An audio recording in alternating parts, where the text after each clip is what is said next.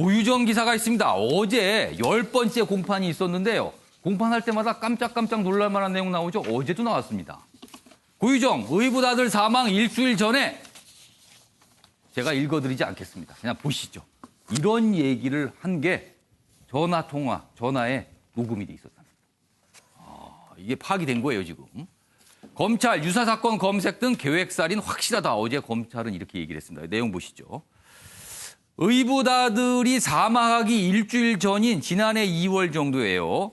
현 남편과 싸우다가 이런 얘기를 했답니다. 내가 어떻게 해버릴까 보다. 이런 얘기를 한 거예요. 이런 말한 녹음 내용이 법정에서 공개가 됐습니다. 그리고요. 그 전에 또 검찰이 이런 얘기합니다. 해당 발언을 하기 1시간 전에 인터넷을 통해서 4년 전에 발생한 살인사건 기사를 검색했다. 끔찍한 살인사건을. 양지열 변호사.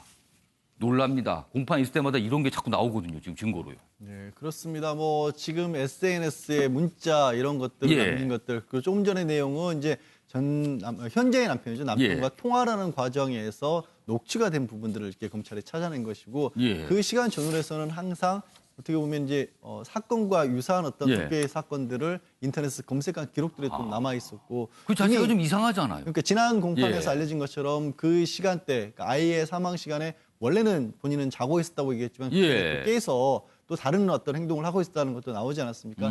이런 부분들은 이제 검찰은 쭉 강조를 하면서 이제 현 남편이 본인의 아이만 진정으로 좀 아꼈고, 그러니까 고유정이 이제 뱃속에 있었던 아이가 이제 잘못된 부분에 대해서는 신경을 쓰지 않는 모습을 보였기 때문에 고유정이 거기에 대해서 원망을 품고 있었고 결국 이제 현 남편의 아이를 해친 것이다 이렇게 보고 있는 건데, 근데 다만 이제 20일 날 마무리한다고 했거든요. 재판부가 아직까지 글자 그대로 스모킹건 결정적인 진짜 이런 녹음 내용은 확실한 증거는 아직 안 되는 그러니까 건가요? 저런 얘기는 있어서는 안 될 얘기인 건 맞지만 정황은 되는데 그런데 또 저런 얘기를 또 실제로 하는 사람들은 또 없지는 않습니다. 주위에. 그럼 그렇게 험악한 정말 있을 수 없는 얘기를 하는 사람은 다 어떻게 보면 살인자냐. 이게 또 바로 직접 연결 안 되거든요.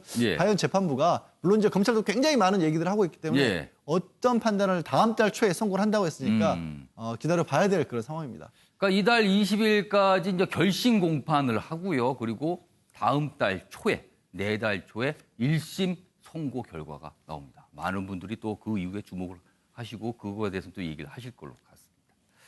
자, 마지막 기사 될 것 같습니다. 트럼프 대통령 얘기 좀 해보겠습니다. 지금 이란과 굉장히 험악하죠? 그런데요, 이런 얘기를 했다고 그러네요. 트럼프, 이란 문화 유적지도 타깃이다. 이 발언에 비난이 빗발치고 있습니다. 페르시아 후손이란 자부심이 높은 이란.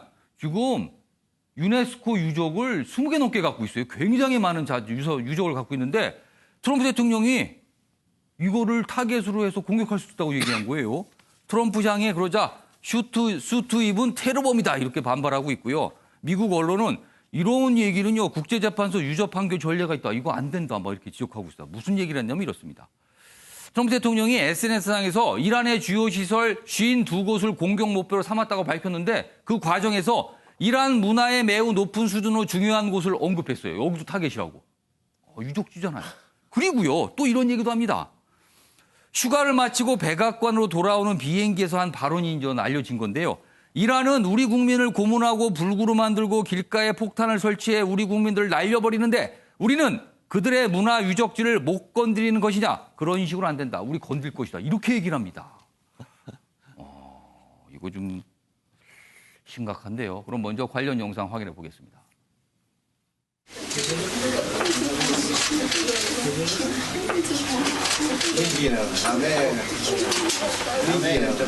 To what happened last night, definitely there will be a revenge. There will be a harsh revenge. We'll act based on its own choosing.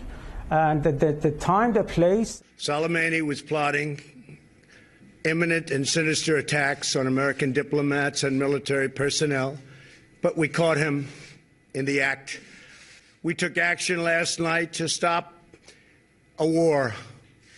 We did not take action to start a war.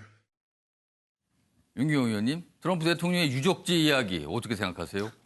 뉴욕타임즈의 국제문제 대기자인 토마스 프리드만이 이 관련해서 올린 글이 지금 트럼프의 문제점을 잘 지적해요.